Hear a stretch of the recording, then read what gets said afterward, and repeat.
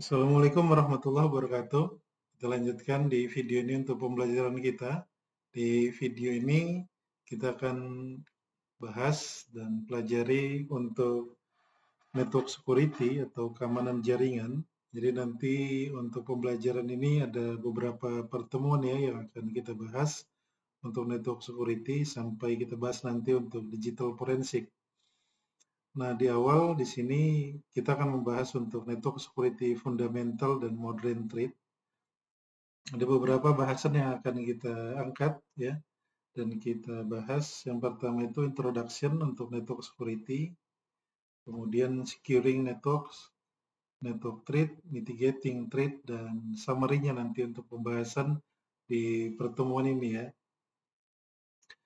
Nah, untuk securing network, di sini nanti kita akan membahas bagaimana network security landscape pada saat ini yang terbaru ataupun yang mungkin beberapa tahun belakangan ini ya yang ada. Kemudian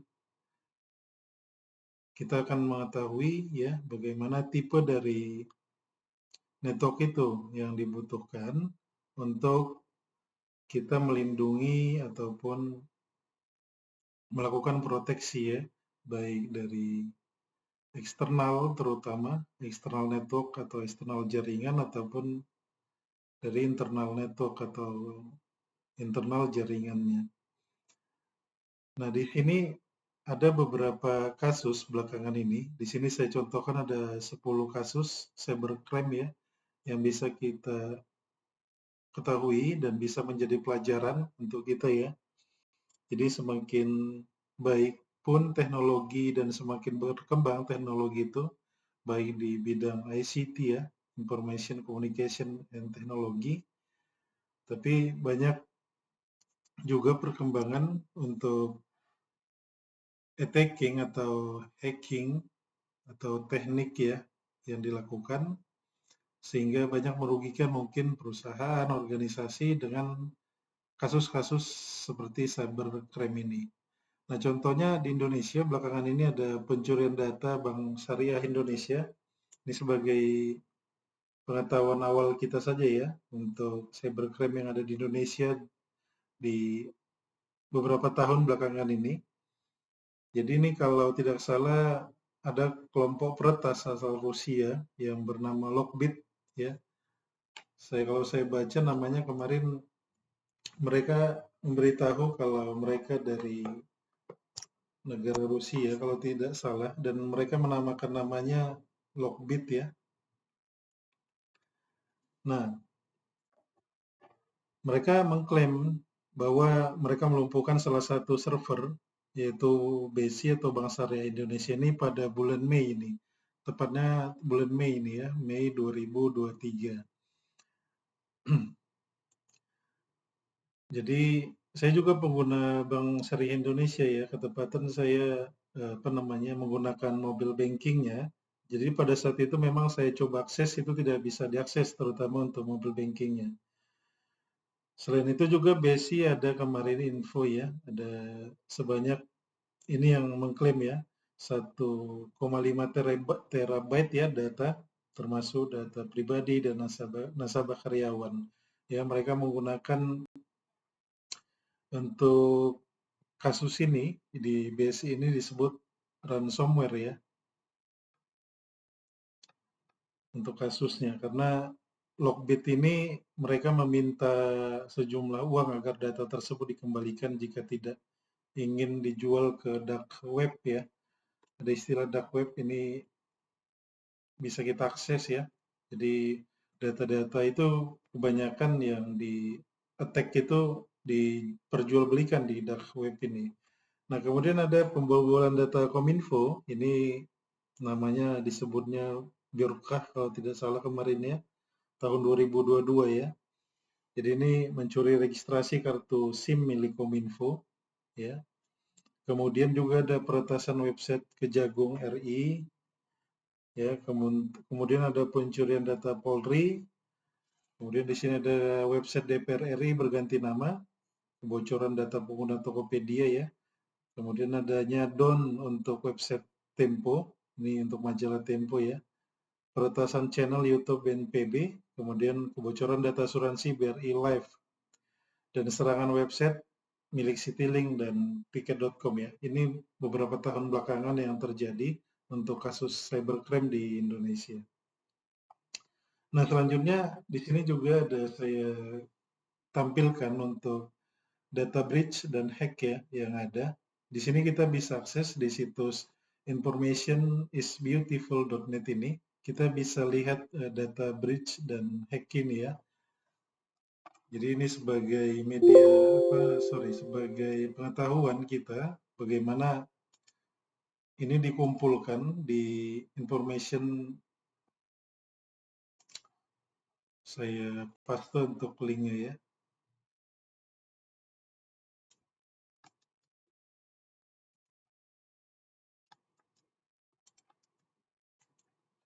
Nah, di sini kita bisa lihat ya, kita bisa lihat untuk data breach dan hack ini.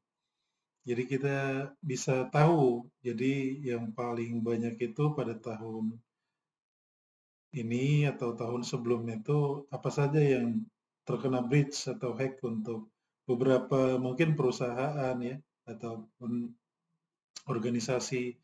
Nah, di Indonesia itu kita bisa lihat ada SIM ya, SIM card, ada 1,3 BN atau billion ya.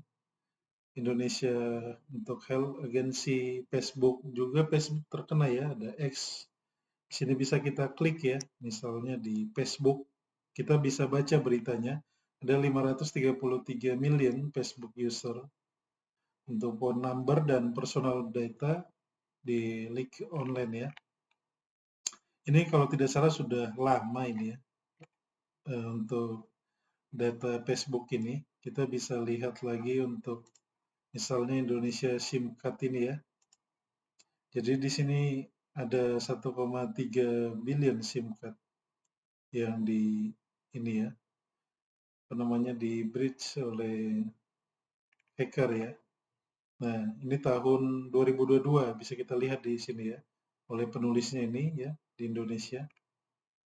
Nah, itu ya, salah satu bisa kita ketahui data-data yang terbreach ataupun di-hack ya, dari situs ini, Indonesian Information is Beautiful.net ini. Nah, selanjutnya kita lanjut di PPT tadi ya. Nah, di sini juga kita bisa lihat di app IBN Phone ya.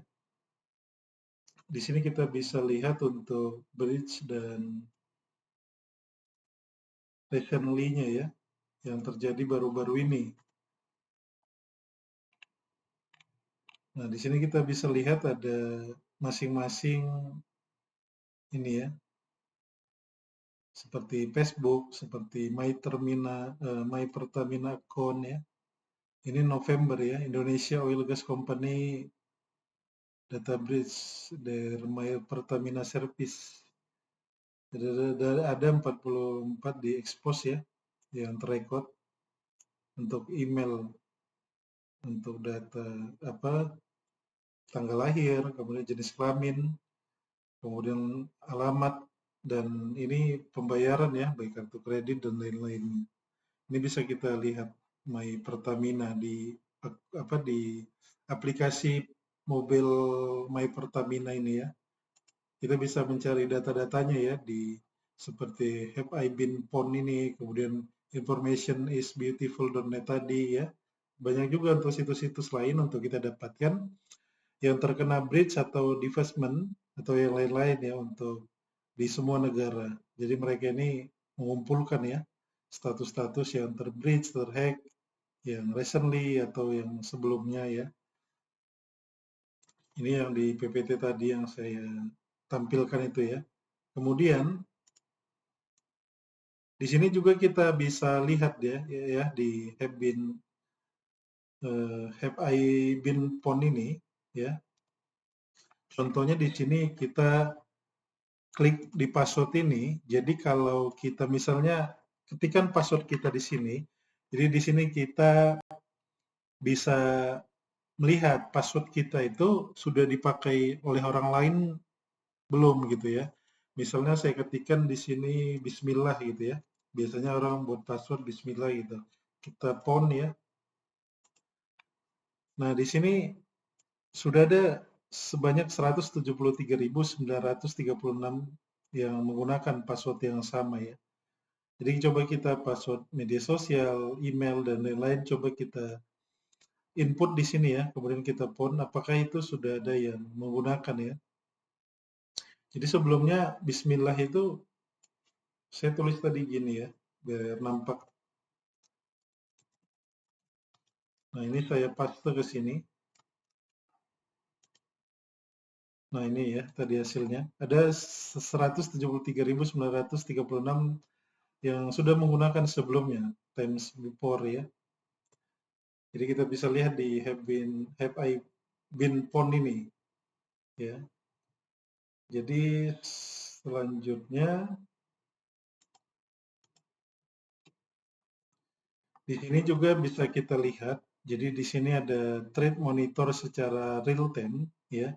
Contohnya di akame.com ini untuk enterprise trade monitor kita bisa lihat di sini ya. Jadi serangan itu secara real time terjadi setiap menit bahkan detik ya. Contohnya sebelum saya bahas di sini, nanti kita bahas di sini saja ya, Lab Cyber Trade Map. Nah, kita juga bisa mengakses untuk situs BSSN, Badan Sandi dan Cyber Negara ya, atau Badan Sandi atau Cyber Negara atau Cyber atau Sandi, saya lupa. Nanti kita lihat di webnya. Jadi ada 236 aduan ya selama tahun 2022. Di sini kita bisa lihat grafiknya ya. Dari Januari itu ada 24, Februari 12, sampai di Desember 2022 itu ada 11. Nah ini data update yang bisa saya lihat 2023 kemarin belum ada saya lihat ya di BSSN ini. Jadi kita bisa akses ya di laman resminya BSSN.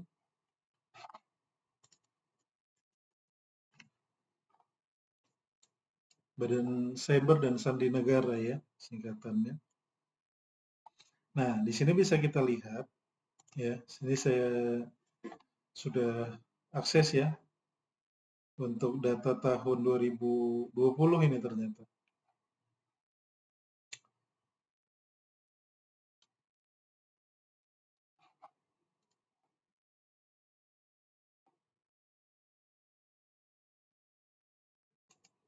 Coba kita lihat lagi ya.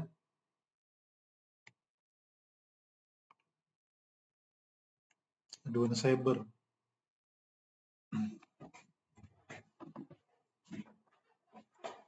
Jadi nanti maksud saya dari sini, dari kita melihat dari beberapa situs yang mengumpulkan data breach atau defacement ataupun yang terhack, kemudian dari database SSN ini, supaya kita lebih aware ya untuk keamanan, baik itu keamanan kita mulai dari penggunaan kita sehari-hari ya, dari password ketika kita menggunakan media sosial, email, atau jejaring sosial lainnya ya. Sebentar ini agak lambat ya internetnya.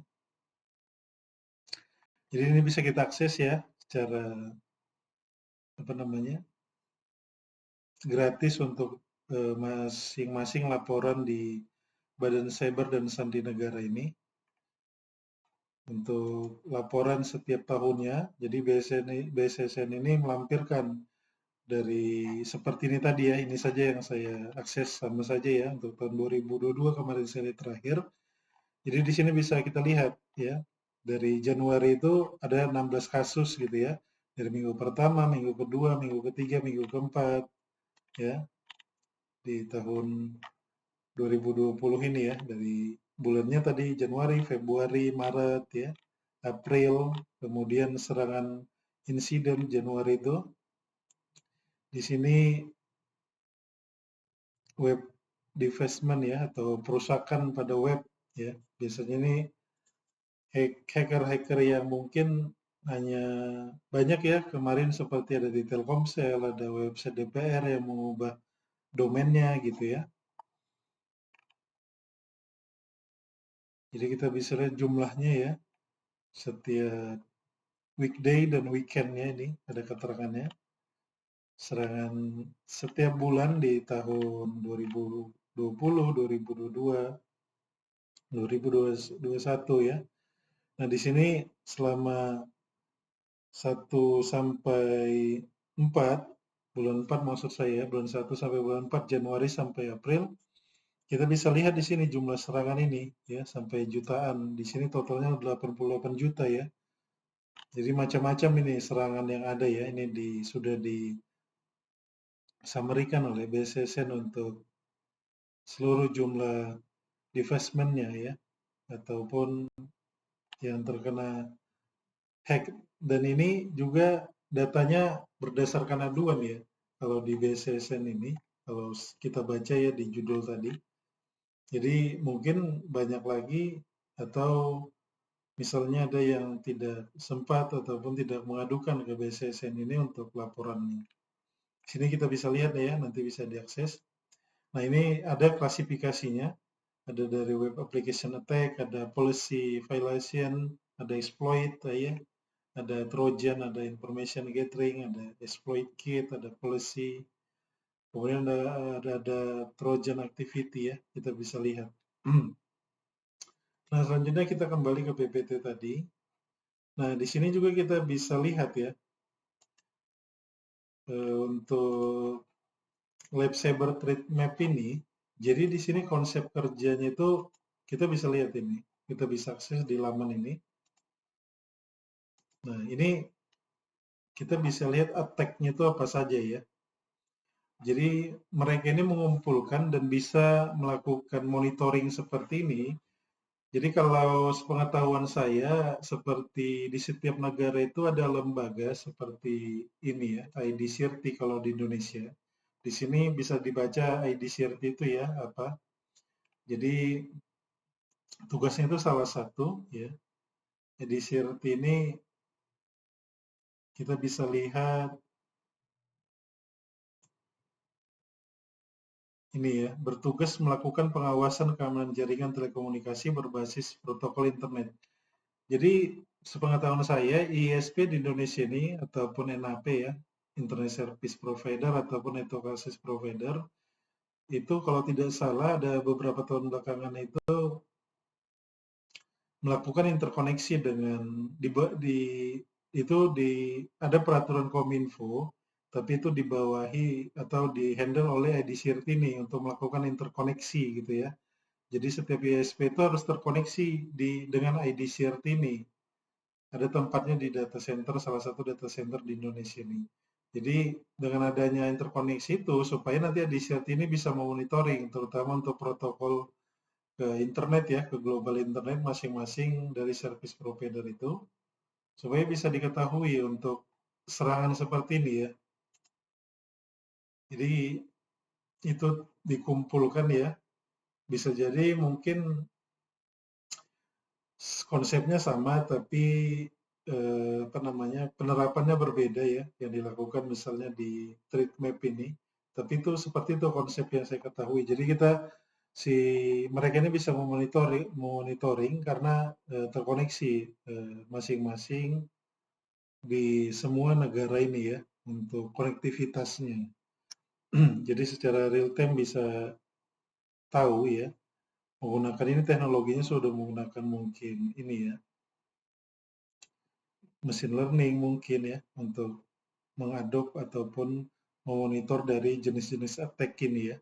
Kita bisa dilihat di sini. Secara real time ini terjadi ya. Serangan apa aja yang ada setiap detik ya mungkin ini. Karena ini bisa kita lihat waktunya dari 24, 25, 26 ini ya. Kita lihat negaranya juga ya. Kemudian apa yang diserang seperti ini ya, web server, HCMP ya. Nah, seperti itu. Nah, selanjutnya di sini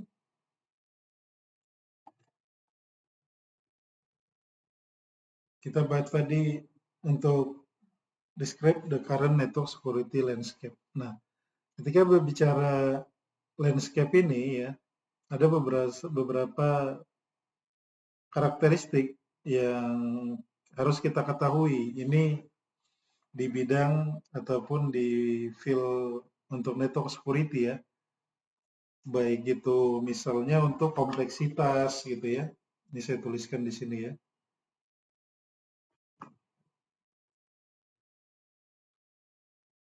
Ini untuk kompleksitas. Nah, bicara kompleksitas ini itu dengan berkembangnya teknologi, jadi keamanan jaringan itu semakin kompleks artinya ya. Jadi ancaman seperti serangan cyber, malware, dan serangan phishing itu semakin canggih dan semakin sulit dideteksi. Kemudian berbicara juga kita mengenai serangan cyber yang beragam ya. Ini serangan cyber yang beragam. Nah, ini artinya serangan cyber itu dapat berasal dari berbagai bentuk ya, termasuk tadi ada misalnya ya ransomware ya.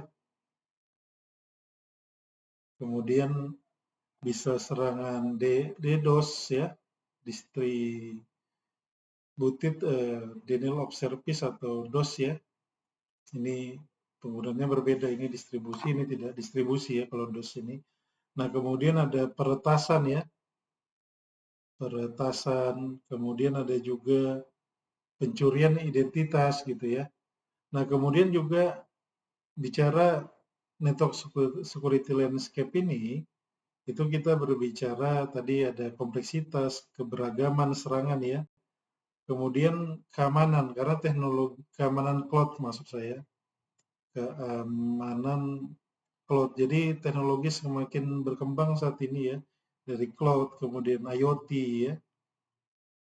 Nah, untuk keamanan cloud ini, itu banyak organisasi atau perusahaan saat ini beralih ke solusi ini ya, ke solusi cloud.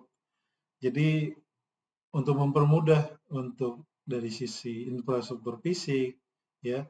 Jadi kalau kita menyewa mail itu ataupun misalnya VPS gitu ya, itu kita tidak perlu, kalau dulu konvensional masih kita buat secara manual ya di infrastruktur di farm server kita. Sekarang kita bisa membeli mungkin dengan harga yang terjangkau ya untuk masing-masing teknologi dari cloud ini tadi. Nah, kemudian ada IT ya, IoT ya. Kemudian ada juga apalagi ya contohnya selain IoT ini, nah perangkat lunak atau software ya. Nah, kalau bicara perangkat lunak atau software ya, kurang T di sini ya. Ini perangkat lunak dan sistem operasi terutama ya, yang tidak diperbaharui secara teratur. Jadi dapat menjadi sumber kerentanan yang dieksploitasi ya. Jadi baiknya software atau sistem operasi itu harus kita patch ya, artinya kita upgrade ya, sesuai dengan upgrade atau package terbaru dari mungkin si penjual ya, atau seperti Microsoft ya, seperti di Windows itu ada Microsoft yang harus kita upgrade ya, dan aplikasi-aplikasi ataupun software lain ya. Software atau sistem operasi lain. Nah, kemudian juga tentang network security landscape ini itu tidak ketinggalan ya, tidak terlepas dari human atau kita ya. Nah, ini perlu di sebuah perusahaan atau organisasi, baik pemerintahan, swasta, dan lain-lain ya. Nah, itu ada tim security yang mungkin diberikan edukasi ya, pelatihan ya, tentang keamanan, dan sehingga semua kita menjadi aware ya terkait security ini. Jadi perkembangannya juga untuk eh, pembelajaran ataupun teknik-teknik yang ada di security ini sudah banyak yang dikembangkan dan ditrainingkan ya.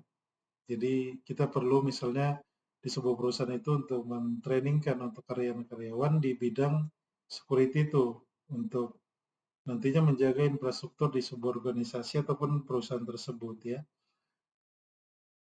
Nah, di sini ada keterangan juga explain how all types of networks need to be protected. Jadi bagaimana kita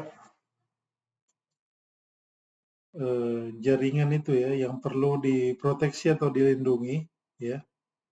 Jadi perlindungan di sini terkait misalnya data ya, kemudian layanan, ketersediaan layanan ya, ketersediaan layanan, kemudian ada kerahasiaan ya, kerahasiaan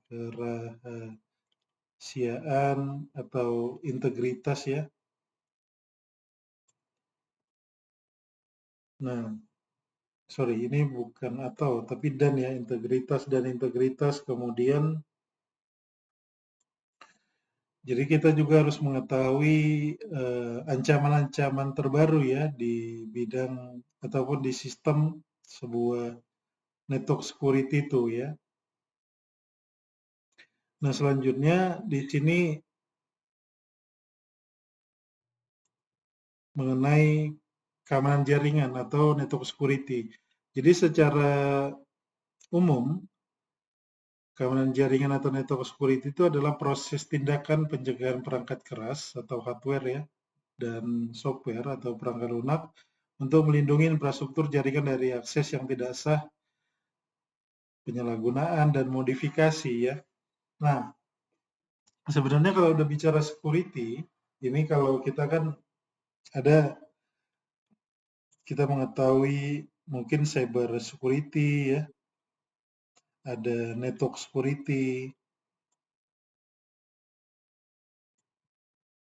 kemudian ada istilah CAN ini ya, atau ini ada komputer ya, C ini komputer, A ini application, ini network ya. Kemudian ada information security.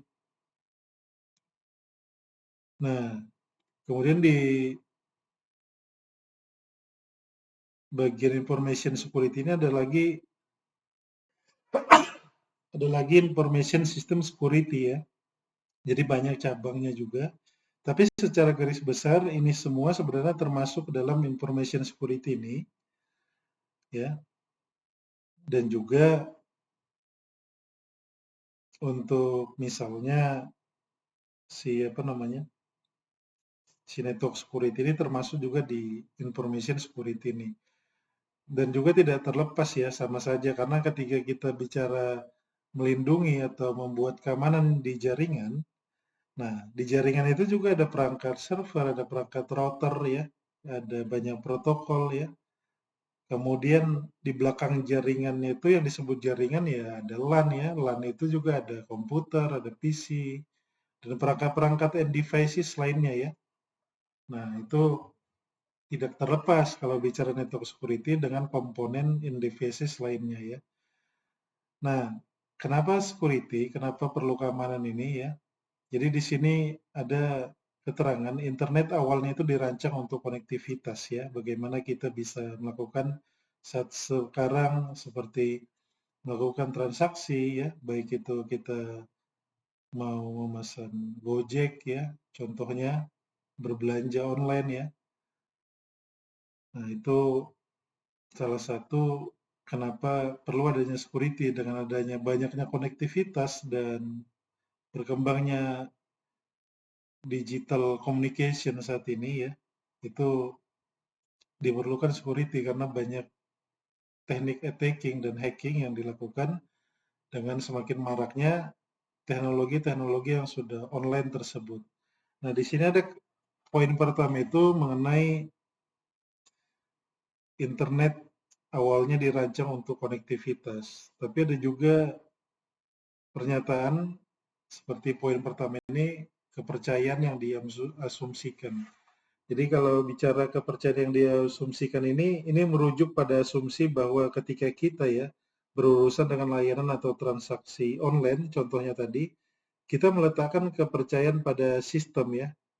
Jadi istilahnya kalau kita sudah tahu ya, sejak awal dulu misalnya kita sudah banyak tahu, banyak lihat orang berbelanja melalui online, kita download, kita install di handphone kita seperti aplikasi Shopee, Tokopedia, dan lain-lain ya. Nah, kita awalnya mungkin ada yang berpikiran ini betul nggak atau bisa nggak bertransaksi lewat ini. Tapi semakin banyaknya promosi ataupun pengetahuan yang kita ketahui tentang sudah banyak orang yang berbelanja di situ, ya sampai saat ini kita percayakan ya untuk data kita, kita input ya. Kan ada data kita di misalnya aplikasi Shopee atau Tokopedia tadi ya, yang kita input sehingga pengiriman salah satunya untuk pengiriman ke rumah kita gitu ya, alamat-alamat kita itu nomor handphone gitu ya. Artinya di situ kan kita sudah meletakkan kepercayaan pada sistem ya atau pihak yang menyediakan layanan tersebut. Nah, kepercayaan ini mencakup keyakinan bahwa informasi pribadi kita itu ataupun transaksi yang kita lakukan itu akan dikelola dengan aman dan tidak disalahgunakan. Karena itu kita berpikiran positifnya ya. Itulah yang disebut poin pertama ini, kepercayaan yang diasumsikan gitu ya. Nah, yang kedua, ada saat ini hampir semua hal dilakukan dengan internet ya. Jadi kalau kita mau membersihkan rumah aja, kita di aplikasi itu sudah bisa pesan ya untuk membersihkan rumah ya, ataupun yang lain-lain ya, untuk pesan makanan gitu ya. Nah, itulah yang mencerminkan realitas bahwa penggunaan internet ya saat ini sudah meresap gitu ya ke berbagai aspek kehidupan sehari-hari ya, mulai dari kita komunikasi gitu ya, komunikasi banyak yang kita lakukan. Terutama ini yang pertama, kita bayangkan kalau kita coba dalam sehari kita tidak pegang handphone gitu ya, gimana rasanya. Kemudian untuk belanja gitu ya, kemudian ada hiburan ya, bisa kita lakukan melalui handphone kita. Kemudian sampai sekarang pekerjaan ya, pekerjaan. Nah, dan lain-lain ya untuk aktivitas online. Nah, itu poin kedua ini. Saat ini hampir semua hal dilakukan dengan internet ya. Ya, contohnya ini saja ya, yang sudah kita lakukan setiap harinya. Kemudian protokol keamanan yang berdasarkan TCP/IP. Ini secara teknis ya. Jadi ini merujuk pada fakta bahwa banyak protokol keamanan yang digunakan untuk melindungi komunikasi online ya. Jadi didasarkan pada TCP/IP ini protokol ya. Contohnya ya di web browser itu ya. Saya contohkan di web browser itu misalnya sebelumnya HTTP gitu ya. Nah, saat ini sudah ada SSL-nya atau Secure Socket Layer ya. Dia menggunakan S ini ya, HTTPS. Berarti di sini sudah ada salah satu untuk encrypt-nya ya. Kalau kita buka di laman misalnya web browser ya. Contohnya kalau kita web browser itu hampir semua saya buka Chrome misalnya ya. Nah, Chrome ini biasanya sekarang juga untuk HTTP dia tidak bisa diakses secara full ya kalau nggak salah.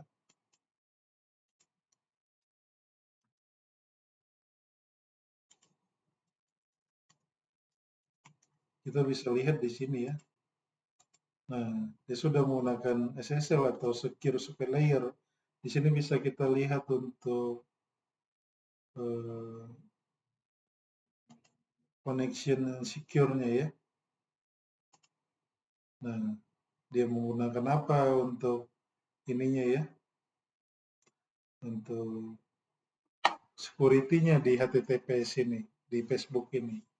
Sama halnya juga misalnya Kompas ini ya, Kompas. Kita bisa lihat ya, ini sudah pakai HTTPS ya. Kita bisa lihat connection secure-nya ya. Nah, di sini menggunakan Amazon untuk encrypt-nya ya. Nah, seperti itu ya contoh-contohnya. Nah, aspek fundamental dari informasi yang harus dilindungi juga harus kita ketahui data rahasia ya. Ini secara umum ya, data rahasia. Jadi data rahasia ini informasi yang memiliki nilai tinggi ya tentunya. Misalnya untuk akun dari sebuah pribadi ya, baik itu akun untuk apa namanya eh, user ataupun dan email, user dan password ya untuk misalnya akun mobil banking kita, baik itu apa namanya user password media sosial, email dan lain-lain ya, itu data rahasia baik pribadi, organisasi ataupun di perusahaan. Kemudian ini kalau informasi pegawai dan karyawan tentunya di sebuah perusahaan ya. Kemudian model bisnis. Nah, model bisnis ini mencakup informasi tentang cara misalnya suatu perusahaan atau organisasi ya beroperasi ya, ya. Jadi mereka bagaimana nanti misalnya apa namanya model bisnis mereka itu mereka kembangkan ya, dengan berkembangnya itu tentu banyak sistem yang mereka gunakan sehingga membutuhkan banyak informasi di dalam sistem itu yang harus dilindungi. Kemudian memproteksi identitas dan sumber daya. Nah, di sini rujukannya atau mengacu pada perlindungan terhadap identitas individu dan sumber daya perusahaan ya, identitas pengguna, termasuk informasi login tadi juga ya, kata sandi ya, harus kita jaga ya agar tidak disalahgunakan. Tentu juga di dalam perusahaan itu banyak devices ya yang harus diproteksi. Contohnya ada aplikasi gitu ya, ada router, ada server ya. Nah, masing-masing ini tentu nanti ada privilege-nya ya untuk dibagi di dalam SDM yang ada di perusahaan tersebut ya, supaya nanti ini tidak terkena misalnya serangan ya yang mengakibatkan kerusakan ataupun kehilangan data. Nah, di sini ada pertanyaan apakah kita dapat menghindari atau terisolasi dari internet ya? Kayaknya sekarang sudah hampir tidak bisa ya. Nah, di sini juga menangani keamanan seiring perkembangan internet. Ya, mungkin dari pribadi ataupun individu masing-masing terlebih dahulu ya, untuk data keamanan dan privasinya ya. Tapi kalau di perusahaan itu banyak yang bisa dilakukan ya. Misalnya pemantauan aktivitas jaringan, pelatihan untuk SDM, kemudian penggunaan perangkat keamanan, kebijakan, standar keamanan, ada ISO seperti ini ada 27001 gitu ya. Kemudian manajemen keamanan gitu ya. Dan banyak lagi yang bisa kita lakukan. Nanti kita bahas lebih detail dan demo-demo ataupun praktik yang dilakukan ya di pembelajaran atau di video selanjutnya. Nah, ini kita lanjut saja. Nah, di sini ada aspek ya, aspek baik itu information security, kemudian network, kemudian cyber security, ada aspek utama tentang keamanan itu ya. Nah, ini paling mendasari di security itu ya. Yang pertama itu confidentiality atau kerahasiaan, kemudian integritas, availability ya, atau yang disebut CIA ya. Nah, di sini untuk confidentiality itu ya properti yang informasinya tidak disediakan atau diungkapkan kepada individu entitas yang tidak berwenang. Kemudian integrity, properti untuk menjaga keakuratan dan kelengkapan aset. Availability, properti yang dapat diakses dan digunakan sesuai permintaan oleh yang berwenang tanpa penundaan. Nah, di sini saya contohkan seperti ini ya. Jadi kalau confidentiality itu ya,